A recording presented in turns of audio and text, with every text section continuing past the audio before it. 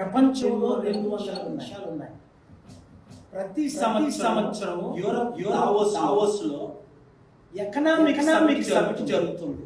ఆ సమిట్ కి 197 దేశాల నుంచి వందలు వేలు మంది ఇన్వెస్టర్స్ వస్తారు.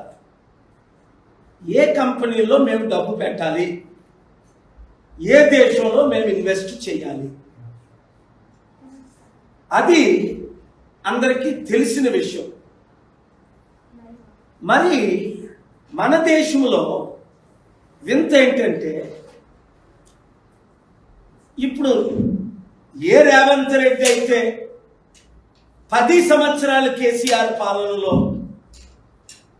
మెగా కృష్ణారెడ్డిని రోజు తిట్టని రోజు లేదు.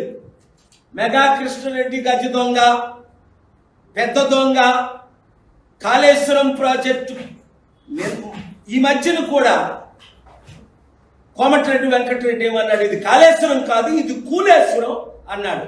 ఉత్తమ్ కుమార్ రెడ్డి ఏమన్నాడు, కాళేశ్వరం మేము మూసేసామన్నాడు.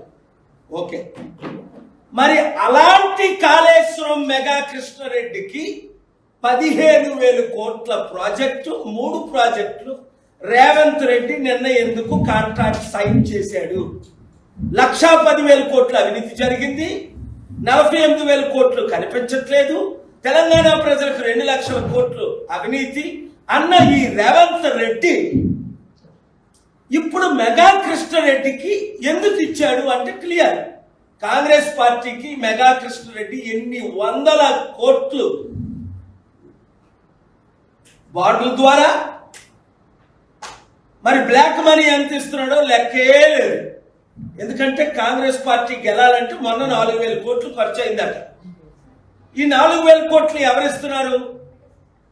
ఇదన్నీ డీటెయిల్స్ తో అతి త్వరలో మీ ముందుకు నేను వస్తాను.